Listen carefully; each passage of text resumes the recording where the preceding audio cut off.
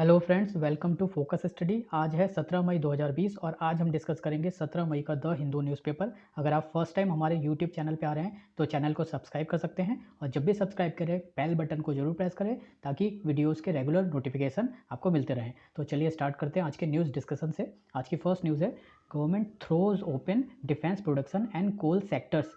अब गवर्नमेंट के द्वारा जो फाइनेंस मिनिस्टर है अभी कंट्री की, निर्मला सीतारमन, इनके द्वारा स्टिमुलस पैकेज का फोर्थ जो स्टेप है उसका अनाउंसमेंट के दौरान जो भी कंट्री के डिफेंस सेक्टर है, स्पेस सेक्टर है और कोल सेक्टर है उसमें रिफॉर्म करने का अनाउंसमेंट किया गया।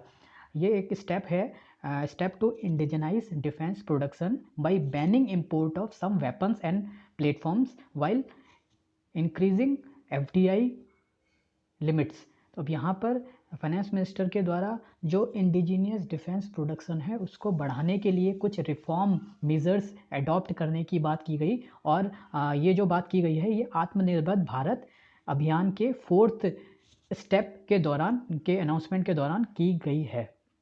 अब ये जो स्टेप हैं ये as such fiscal stimulus package ना होके एक रिफॉर्म है। इंडस्ट्री में कुछ सेक्टर्स में रिफॉर्म की ज़रूरत थी और जो एक नई बात नहीं है, ये काफ़ी टाइम पहले से चल रही थी जिनमें इंडस्ट्रीज़ के कुछ सेक्टर्स में रिफॉर्म लाए जाने की ज़रूरत थी। तो ये मोर लाइक एक रिफॉर्म है जो अलग अलग सेक्टर्स में जिनका अनाउंसमेंट वित्त मंत्री के द्वारा किया गया है। अब ये जो अनाउंसमेंट है इनके अलग अलग सेक्टर्स हम देख लेते हैं। अगर हम इनको अलग अलग तरीके से देखें तो कोल सेक्टर का अगर हम देखेंगे तो कोल सेक्टर में जो भी कमर्शियल माइनिंग होती है उनके रेवेन्यू शेयरिंग बेसिस पे आगे से कमर्शियल माइनिंग की जानी है, ऐसा एक कंसेप्ट ऐड किया गया है। और इन कंपनीज़ जो कोल सेक्टर की माइनिंग एरिया है, माइनिंग सेक्टर, उसमें प्राइवेट कंपनीज़ को एक्सप्लोरेशन के जो राइट्स हैं वो देने की बात की गई है। तो ज़्यादा से ज़्यादा प्राइवेट सेक्टर आगे माइनिंग की जो एक्टिविटीज़ है वो करे, ऐसी बात रेवेन्यू शेयरिंग मॉडल पे की जाएगी कोल सेक्टर में। अगर नॉर्मल मिनरल्स की हम बात करें तो कंपोजिट एक्सप्लोरेशन, कम माइनिंग, कम प्रोडक्शन रजीम लाने की कोशिश की गई है।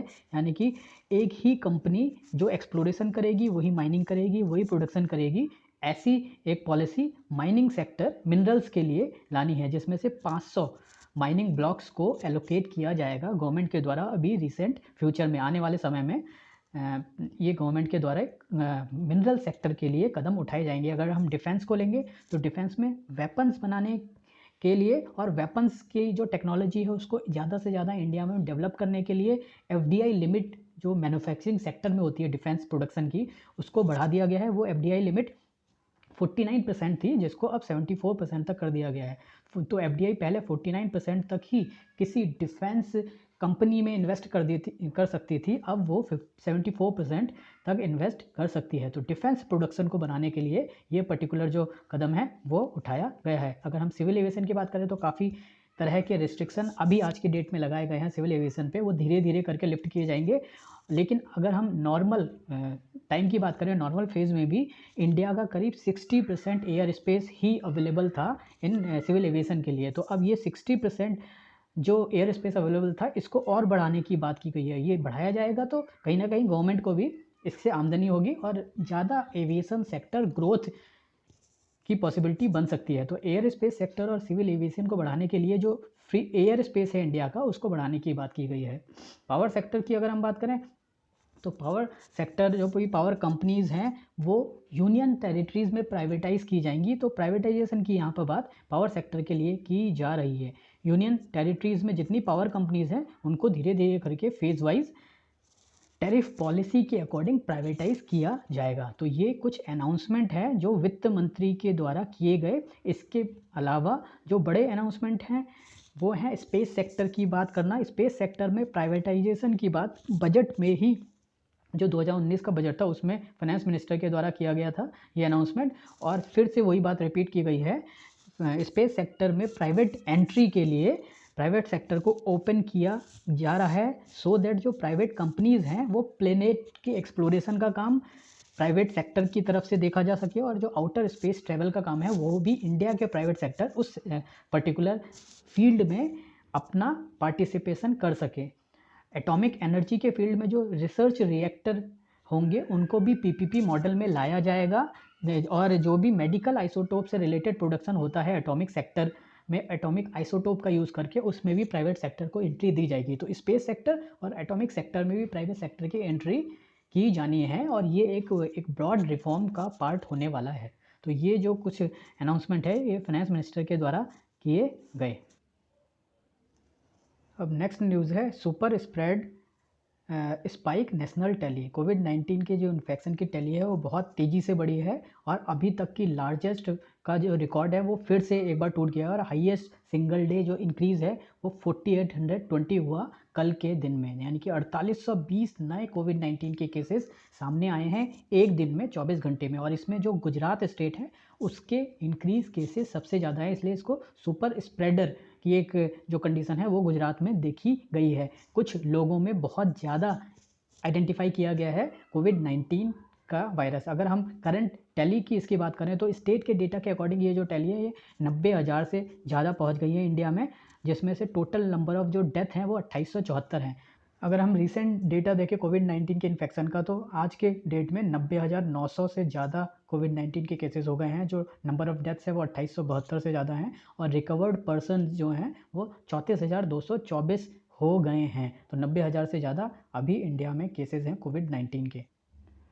फोर्थ पेज पे न्यूज़ है एनआरसी ब्लेम्ड फॉर पीएम किसान फंड एनोमली।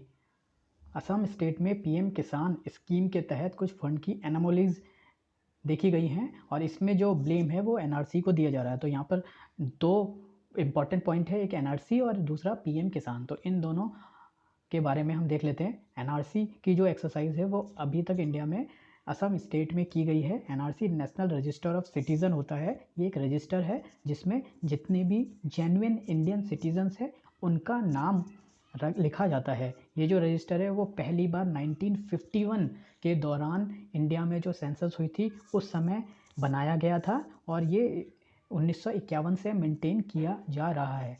रिसेंटली अभी एनआरसी अपडेट की गई असम में to include names of those person who appear in NRC 1951 या फिर इलेक्टोरल रोल उसके बाद जो भी बने हैं। तो 1951 में कि एनआरसी लिस्ट में जिन लोगों का नाम था या जिनके डिसेंडेंट जिनके फोरफादर्स का नाम था इस एनआरसी लिस्ट में, और 1951 के बाद जितने भी इलेक्टोरल रोल्स बने हैं असम स्टेट में उनमें अगर लोगों का नाम था तो ऐसे ही सिटीजन्स को असम का सिटीज़न या इंडिया का सिटीज़न असम स्टेट में माना जाएगा। यहाँ पर एक कट ऑफ प्रोवाइड की गई थी एनआरसी के लिए और ये कट ऑफ डेट थी 24 मार्च 1971। 24 मार्च 1971 और 1951 के बीच में जो भी इलेक्टोरल रोल्स में अगर किसी पर्सन का नाम होगा या उसके फोरफादर्स का नाम होगा तो ऐसे पर्सन को ही असम का सिटीज़न माना जाएगा, असम का एक्चुअल रहने वाला माना जाएगा और बाकी लोगों को आउटसाइडर या फॉरेनर कंसीडर किया जाएगा as per terms and condition of NRC.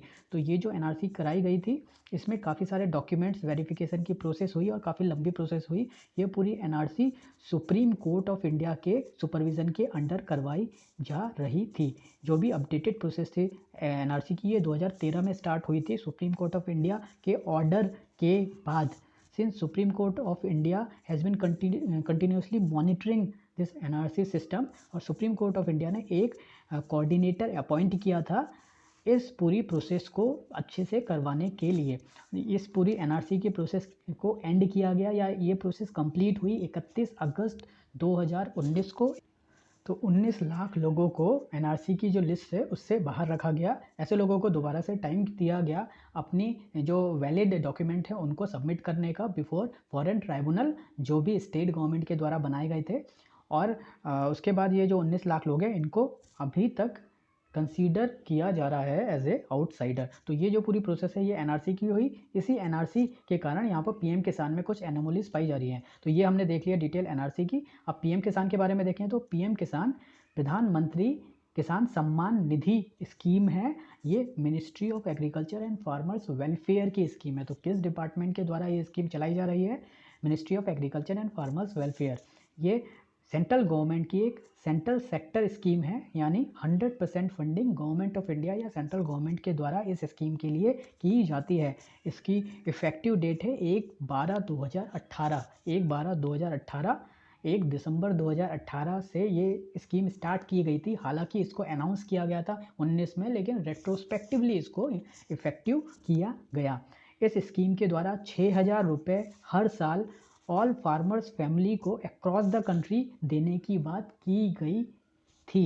6,000 रुपये हर फार्मर फैमिली को एक साल में दिए जाएंगे और हर 4 महीने में 2,000 की किस्तों के रूप में ये जो अमाउंट है वो दी जाएगी। इसमें जो फैमिली की डेफिनेशन है उसके अकॉर्डिंग एक फैमिली में एक हस्बैंड, एक वाइफ और माइनर चिल्ड्रन होने चाहिए।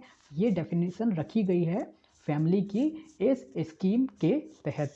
जो भी रिस्पॉन्सिबिलिटी है for identification of beneficiary under this scheme, ये कम्प्लीटली स्टेट और यूनियन टेरिटरीज की गवर्नमेंट के हाथ में है। यानी कि अगर कोई स्कीम अडॉप्ट करता है अगर कोई स्टेट इस स्कीम को अडॉप्ट करता है और एक्सेप्ट करता है तो स्टेट की जिम्मेदारी है कि इन फार्मर्स फैमिली को आइडेंटिफाई किया जाए ताकि उनको पीएम किसान के थ्रू 6,000 रुपये हर साल के हिसाब से दिया जा सके। और जो फंड ट्रांसफ़र होता है ये डीबीटी यानी कि डायरेक्ट बेनिफिट ट्रांसफ़र के फॉर्म में सीधे बैंक अकाउंट में दिया जाता है। जो भी फैमिली एक्सक्लूजन क्राइटेरिया के अंतर्गत आती हैं उनको एक्सक्लूड कर लिया जाता है, उनको एलिजिबल नहीं माना जाता। यानी कि जितने बेनिफिशियरी हैं वो स्टेट गवर्नमेंट के अप्रूवल के बाद ही उनको पैसा ट्रांसफ़र किया जाता है।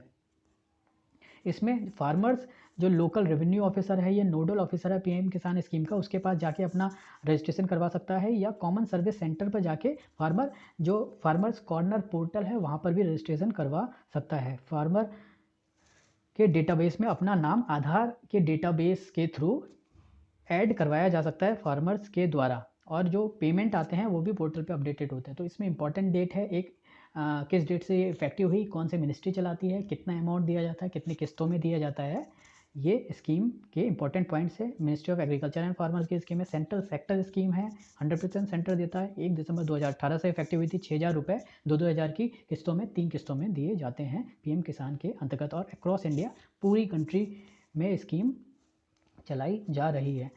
सेकेंड न्यूज़ में है Orissa gears up for cyclone. Orissa के कोस्टल एरिया में एक साइक्लोन की वार्निंग दी गई है आईएमडी के द्वारा, इंडियन मेट्रोलॉजिकल डिपार्टमेंट के द्वारा। तो यहाँ पर हम पहले साइक्लोन के बारे में समझ लेते हैं। साइक्लोन क्या होता है?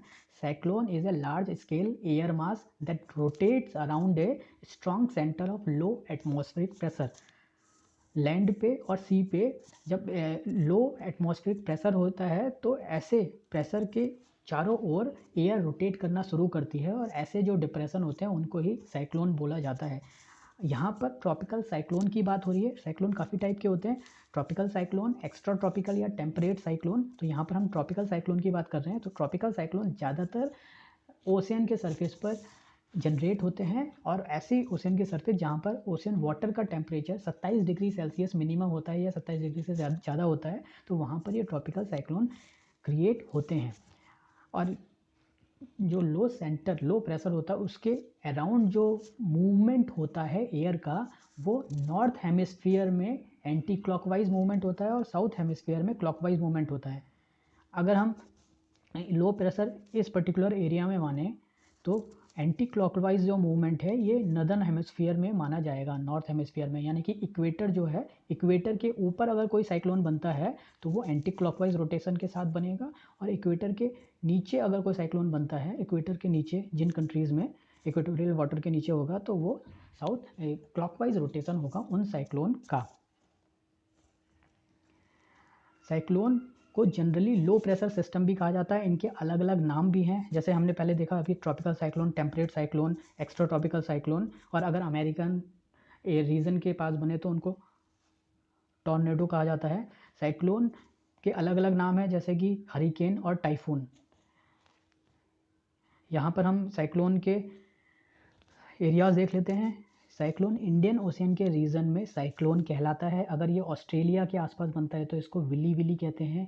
टाइफून इसको कहा जाता है चाइना और जापान के नियर बाई पैसिफिक ओशियन में। अगर अटलांटिक और पैसिफिक ओशियन हम यूएसए के पास देखें, America, north America, south America के पास देखें तो वहाँ पर इस साइक्लोन को हरिकेन नाम से पहचाना जाता है। तो ये अलग अलग नाम है अलग अलग रीजन में।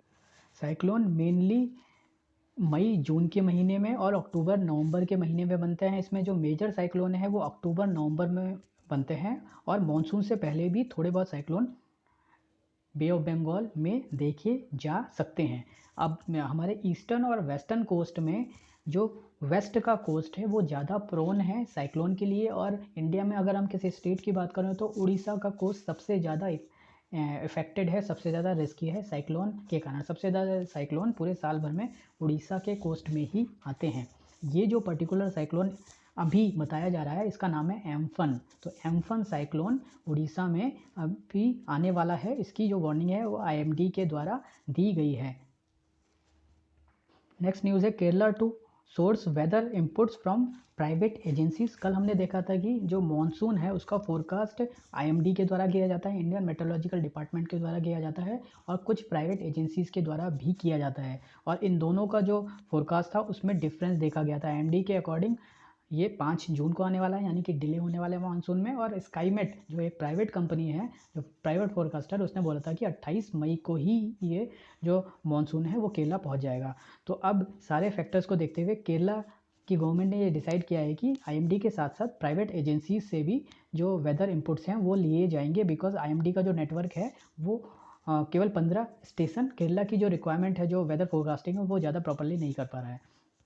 तो यहाँ पर हम IMD के बारे में देख लेते हैं। काफ़ी इंपॉर्टेंट ऑर्गेनाइजेशन है, और वेदर फोरकास्ट और disaster management related forecast IMD के द्वारा किए जाते हैं। इंडियन मेट्रोलॉजिकल डिपार्टमेंट एक एजेंसी है जो मिनिस्ट्री ऑफ अर्थ साइंस के अंतर्गत काम करती है। ये एक प्रिंसिपल ऑर्गेनाइजेशन है and it is responsible for meteorological observation, weather forecasting and seismology. Meteorological observation से रिलेटेड जो एडवाइजरी है वो जारी की जाती है IMD के द्वारा, वेदर फोरकास्टिंग दी जाती है, और सिस्मोलॉजी रिलेटेड डेटा भी IMD के द्वारा रिलीज़ किया जाता है। IMD का हेडक्वार्टर है दिल्ली में, और इसके अलावा हंड्रेड्स ऑफ ऑब्जर्वेशन स्टेशन है इंडिया में, और अंटार्कटिका में भी इसके स्टेशंस लगाए गए हैं। रीजनल सेंटर है IMD के मुंबई, कोलकाता, नागपुर और पुणे। IMD को इस्टेब्लिश किया गया था 1875 में, और ये वर्ल्ड मेट्रोलॉजिकल ऑर्गेनाइजेशन के 6 रीजनल स्पेशलाइज मेट्रोलॉजिकल सेंटर में से एक सेंटर है। World meteorological organisation world over जो वेदर फोरकास्टिंग है वो करता है, वेदर की मॉनिटरिंग करता है। उसके 6 रीजनल स्पेशलाइज मेट्रोलॉजिकल सेंटर हैं, उसमें से एक सेंटर IMD भी है। इसकी रिस्पॉन्सिबिलिटी इसके कारण पूरे नॉर्थ इंडियन ओशियन में जितने भी ट्रॉपिकल साइक्लोन्स होते हैं उनकी फोरकास्टिंग भी IMD के द्वारा की जाती है, उनकी नेमिंग भी IMD के द्वारा की जाती है। यानी जितने भी tropical cyclone north Indian ocean में आते हैं उनको नाम देने का जो अधिकार है वो IMD का है। इसके अलावा जो वार्निंग का डिस्ट्रीब्यूशन है वो भी IMD के द्वारा ही देखा जाता है। ये जो पूरा एरिया है ये Malacca Strait, Bay of Bengal, Arabian Sea और पर्शियन गल्फ ये पूरा एरिया कवर करता है IMD के द्वारा। नेक्स्ट न्यूज़ है domestic defence procurement gate separate budget provision. Finance minister के द्वारा जो डिफेंस प्रोक्योरमेंट को बढ़ाने की और डिफेंस प्रोडक्शन को बढ़ाने की बात की गई है उसके लिए एक सेपरेट बजट का प्रोविज़न किया जाएगा, ये अनाउंस किया गया है। और इसके साथ ही जिन आइटम्स को इंपोर्ट करने से रोकना है ऐसे आइटम्स की एक निगेटिव इंपोर्ट लिस्ट प्रिपेयर की जाएगी। इसमें वो आइटम्स होंगे, वो वेपन्स होंगे और मिलिट्री प्लेटफॉर्म्स होंगे जिनका इंडिजीनियस डेवलपमेंट या इंडिजीनियस प्रोडक्शन बढ़ाने का टारगेट रखा गया है गवर्नमेंट के द्वारा। तो ऐसे आइटम्स जिनको इंपोर्ट करने से रोका जाता है उनकी एक निगेटिव इंपोर्ट लिस्ट रेडी की जाती है, और ऐसा ही डिफेंस प्रोक्योरमेंट के टाइम में यहाँ पर किया जाएगा। यहाँ पर एक ऑर्गेनाइजेशन की बात की जा रही है, ये ऑर्गेनाइजेशन है ऑर्डिनेंस फैक्ट्री बोर्ड, जो डिफेंस से रिलेटेड इक्विपमेंट मैन्युफैक्चरिंग का काम करता है।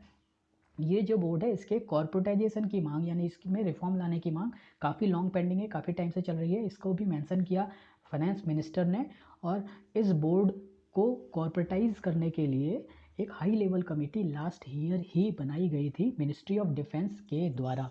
ये जो बोर्ड है इसका हेड ऑफिस है कलकत्ता में, और 41 फैक्ट्री इसके द्वारा चलाई जाती हैं ऑल ओवर द कंट्री। तो ये बोर्ड इंपॉर्टेंट है, ordnance factory board, headquarter Calcutta में, और 41 फैक्ट्रियाज डिफेंस से रिलेटेड आइटम्स की मैन्युफैक्चरिंग के लिए ये ऑल ओवर इंडिया अलग अलग लोकेशंस पे चलाई जाती है। और इसकी जो कमान है और इसकी जो कंट्रोलिंग है वो अथॉरिटी है department of defence production. Department of defence production जो डिफेंस मिनिस्ट्री के अंतर्गत आता है उसके अंदर ये ऑर्डिनेंस फैक्ट्री बोर्ड काम करता है, और इसके कॉर्पोरेटाइजेशन के लिए यहाँ पर बात की जा रही है। इसके कॉर्पोरेटाइजेशन के बाद इसके इफ़ेक्टिव होने के चांसेस ज़्यादा हैं, इसके जो अकाउंटेबिलिटी और ट्रांसपेरेंसी है वो ज़्यादा फास्ट तरीके से इम्प्रूव की जा सकती है। सो ये डिफेंस प्रोक्योरमेंट की जो प्रोसेस है उसको भी और ज़्यादा रिफाइन करने में हेल्प करेगा। इसके साथ ही जो स्पेस सेक्टर में रिफॉर्म किए जाने हैं, इसके बारे में ऑलरेडी 2017 में एक बिल लाया गया था, डिफेंस एक्टिविटीज़ बिल 2017, जिसमें उन्हीं बातों को लिया गया है जो फाइनेंस मिनिस्टर ने बोला था, यानी कि स्पेस सेक्टर को रिफॉर्म करने की और इसमें प्राइवेट सेक्टर की एंट्री की बात की गई है। अब यहाँ पर एक इम्पॉर्टेंट पॉइंट है, फाइनेंस मिनिस्टर ने 2019 में एक ऑर्गेनाइजेशन का मेंशन किया था जिसका नाम है न्यू स्पेस इंडिया लिमिटेड। ये इसरो की एक पब्लिक सेक्टर कंपनी है और इसको मार्च 2019 में ही क्रिएट किया जा चुका है। और ये जो कंपनी है न्यू स्पेस इंडिया लिमिटेड, ये इसरो की एक कंपनी होगी। अभी इसरो की एक कंपनी है एंट्रिक्स जो कमर्शियल ऑपरेशन देखती है इसरो के, और ये जो नई कंपनी बनाई गई है, नई PSU बनाई गई है इसरो की, ये स्मॉल सैटेलाइट की टेक्नोलॉजी ट्रांसफ़र करेगी प्राइवेट इंडस्ट्री को, और इसरो का जो PSLV रॉकेट लॉन्चर है उसको आउटसोर्स करेगी प्राइवेट सेक्टर्स को। तो इन दो मैंडेट के साथ ये नई कंपनी, ये नई public sector unit new space India limited form की गई है। इस कंपनी के बारे में कुछ डेट्स देख लेते हैं हम। न्यू स्पेस इंडिया लिमिटेड एक सेंट्रल पब्लिक सेक्टर एंटरप्राइजेज है गवर्नमेंट ऑफ इंडिया की। इसको इस्टेब्लिश किया गया था 6 मार्च 2019 में, और इसका एडमिनिस्ट्रेटिव कंट्रोल है डिपार्टमेंट ऑफ स्पेस के हाथों में। डिपार्टमेंट ऑफ स्पेस इसकी कंट्रोलिंग अथॉरिटी है। इसका मेन जो ऑब्जेक्टिव है वो है to scale up industry participation in Indian space programme. तो इंडियन स्पेस प्रोग्राम में जो प्राइवेट सेक्टर है उसका पार्टिसिपेशन बढ़ाने के लिए ये new space India limited PSU establish की गई है। इसका हेडक्वार्टर बेंगलोर में है। जो ओनर है इसका, या जो कंट्रोलिंग अथॉरिटी है, वो है डिपार्टमेंट ऑफ स्पेस, और इसको बनाया गया था 6 मार्च 2019 को। नेक्स्ट न्यूज़ है, India opposes rejoining RCEP over China concern. RCEP के बारे में यहाँ पर बताया गया। RCEP एक ट्रेड ऑर्गेनाइजेशन है जो आसियान कंट्रीज़ और उसके ट्रेडिंग पार्टनर का एक ऑर्गेनाइजेशन है। इंडिया ने RCEP को ज्वाइन करने से मना कर दिया था, लेकिन कुछ कंट्रीज़ के द्वारा इंडिया को कन्विंस किया जा रहा है कि इंडिया शुड ज्वाइन इट। तो यहाँ पर सबसे पहले हम RCEP के बारे में समझ लेते हैं। RCEP regional comprehensive economic partnership है। ये एक प्रपोज्ड फ्री ट्रेड एग्रीमेंट है। ये प्रपोज्ड है, ये अभी फाइनल कोई फ्री ट्रेड एग्रीमेंट नहीं बना है। ये अभी प्रपोज फ्री ट्रेड एग्रीमेंट है जो इंडो पैसिफिक रीजन की कंट्रीज़ के द्वारा प्रपोज किया गया है। ये जो कंट्रीज़ हैं इसमें 10 मेंबर स्टेट्स है ASEAN association of south east Asian countries का जो ऑर्गेनाइजेशन है, इन 10 ऑर्गेनाइजेशंस के द्वारा और इसके 6 ट्रेडिंग पार्टनर्स के द्वारा प्रपोज किया गया है। अगर हम आसियान की बात करें तो आसियान कंट्रीज़ हैं Brunei, Cambodia, Indonesia, Laos, Malaysia, Myanmar, Philippines, Singapore, Thailand, Vietnam. इसके साथ ही जो आसियान के ट्रेडिंग पार्टनर्स हैं वो हैं Australia, New Zealand, China, Japan, south Korea, और स्टार्टिंग में इंडिया भी इस ग्रुप में था। RCEP के लिए जो भी टर्म्स एंड कंडीशन बनाने की बात की जा रही थी, इंडिया ने भी काफ़ी इन्वॉल्वमेंट दिखाई, बट जो चाइना का मोनोपोली है और चाइना RCEP का यूज़ करके अपनी जो मैन्युफैक्चर्ड आइटम है वो किस तरह से वो फ्लड कर सकता है RCEP की कंट्रीज़ में और इवन इंडिया में। तो ऐसे कंसर्न को देखते हुए इंडिया ने RCEP को ज्वाइन करने से मना कर दिया। आसियान का जो free trade agreement partner India है, लेकिन इंडिया ने इससे ऑप्ट आउट कर लिया था नवंबर 2019 में। ये जो ट्रीटी है या ये जो ट्रेड एग्रीमेंट है ये अभी तक साइन नहीं किया गया है। तो यहाँ पर इस आर्टिकल में यही बात बताई गई है कि अभी जो रिसेंटली कोविड-19 का पूरा एपिसोड देखा गया सारी कंट्रीज़ के द्वारा, और कोविड-19 और चाइना का जो रिलेशन है वो बहुत ही ज़्यादा ओपेक है, बिल्कुल ट्रांसपेरेंसी चाइना ने नहीं बरती है। और इस कोविड-19 के बाद चाइना की जो इमेज है बाकी कंट्रीज़ में वो भी काफ़ी ज़्यादा डाउन हो गई है। तो यहाँ पर इंडिया का जो स्टैंड था वो और ज़्यादा स्ट्रांग हुआ है कि अगर ऐसी कंडीशन दोबारा से वर्ल्ड देखता है तो ऐसे केस में चाइना पे भरोसा करना एक बहुत ज़्यादा प्रॉब्लम क्रिएट कर सकता है। अगर कंट्रीज़ बहुत ज़्यादा ओवर डिपेंडेंट होंगी चाइना पे तो ये उन कंट्रीज़ के लिए बहुत ज़्यादा भारी पड़ सकता है, बड़ा चैलेंज क्रिएट कर सकता है। इसीलिए इंडिया का जो डिसीज़न था to opt out from RCEP वो सही डिसीज़न माना जा रहा है। हालांकि ऑस्ट्रेलिया और जापान चाहते हैं कि इंडिया यहाँ पर आए और अपनी जो मैन्युफैक्चरिंग कैपेसिटी है उसका और अच्छे से यूज़ करे। ताकि चाइना को काउंटर किया जा सके। जो 15 कंट्री हैं उन्होंने दोबारा से अपना कमिटमेंट किया है कि इंडिया को कन्विंस करके यहाँ पर ज्वाइन कराना है, बट इंडिया का स्टैंड क्लियर है। जब तक इंडिया के एग्रीकल्चर रिलेटेड, इसमें एक और इशू था कि इंडिया के जो एग्रीकल्चर रिलेटेड पॉलिसीज़ थी और एग्रीकल्चर सेक्टर था उसके लिए कोई प्रोटेक्शन नहीं दी गई थी। अगर इंडिया आरसीईपी को ज्वाइन कर लेगा तो चाइना के एग्रीकल्चर प्रोडक्ट्स जो हैं, एग्रीकल्चर प्रोड्यूस हैं, वो बुरी तरीके से फ्लड किए जा सकते हैं इंडियन मार्केट में, जिससे इंडिया के जो किसान हैं उनकी हालत और ज़्यादा ख़राब हो सकती है। इसी कारण से इंडिया ने ऑप्ट आउट किया था। और दूसरा कारण है कि ऑस्ट्रेलिया और न्यूजीलैंड के जो डेयरी प्रोडक्ट्स हैं वो एक अच्छे बड़े लेवल पर प्रोडक्शन किया जाता है इन कंट्रीज़ में, और वो अगर उन्होंने फ्लड कर दिया इंडिया का मार्केट तो इंडिया के डेयरी सेक्टर के लिए भी ये एक बड़ा चैलेंज क्रिएट कर सकता है। तो ये कुछ प्रॉब्लम्स हैं, ये कुछ चैलेंजेस हैं जो इंडिया के डेयरी सेक्टर में जितने लोग लगे हैं और एग्रीकल्चर सेक्टर में जितने फार्मर्स हैं उनके लिए कोई पर्टिकुलर प्रोटेक्शन प्रोवाइड नहीं की गई है, इसलिए इंडिया ने आरसीईपी को ज्वाइन करने से मना कर दिया। तो देखते हैं कि किस तरह से इसके कंसर्न, ये जो कंसर्न है इंडिया के, वो एड्रेस किए जाते हैं नेशंस के, और केवल कंसर्न एड्रेस होने के बाद ही इंडिया को इसके लिए आगे बढ़ना चाहिए। ये मैप में आरसीईपी कंट्रीज़ दिखाई गई हैं। आरसीईपी में आसियान की कंट्रीज़ और उसके 5 ट्रेडिंग पार्टनर्स हैं। तो ये जो ब्लू मार्क में है ये आसियान कंट्रीज़ हैं, ये 10 आसियान कंट्रीज़, इसके साथ साथ China, Japan, south Korea, Australia और न्यूजीलैंड। तो ये सारी कंट्री मिलके टोटल 15 कंट्री आरसीईपी बनाती हैं। वर्ल्ड पेज पे न्यूज़ है, US house passes 3 trillion relief bill. USA के द्वारा 3 ट्रिलियन का एक कोविड-19 रिलीफ बिल पास किया गया है। ये बहुत ही मैसिव बिल है जो यूएसए ने अभी कोविड-19 से रिलेटेड जितनी भी फैसिलिटीज़ हैं उसको बढ़ाने के लिए पास किया है, 3 ट्रिलियन का रिलीफ बिल। नेक्स्ट न्यूज़ है यहाँ पर कॉमनवेल्थ के बारे में। कॉमनवेल्थ नेशंस के द्वारा अभी कोलैबोरेट करने की जो रिक्वायरमेंट है वो सबसे ज़्यादा हाई है, ऐसा कहना है ये कॉमनवेल्थ के सेक्रेटरी जनरल का। तो इनका इंटरव्यू है यहाँ पर, हमारे लिए इम्पॉर्टेंट है। कॉमनवेल्थ नेशंस क्या हैं वो हम देख लेते हैं। कॉमनवेल्थ ऑफ नेशंस को नॉर्मली कॉमनवेल्थ भी बोला जाता है। ये एक पॉलिटिकल एसोसिएशन है जिसके मेंबर 54 कंट्रीज़ हैं, 54 मेंबर स्टेट्स हैं। ये नियरली वो सारे फॉरेन टेरिटरी हैं जो कभी ना कभी ब्रिटिश एम्पायर के अंतर्गत थे, ब्रिटिश एम्पायर के गुलाम थे, एक तरह से आप कह सकते हैं। ब्रिटिश ने इन सारी टेरिटरी पे इतिहास के किसी ना किसी टाइम पे अपना अधिकार जमा के रखा था। इंडिया भी इसका मेंबर है। इसके 2 चीफ इंस्टीट्यूशन हैं।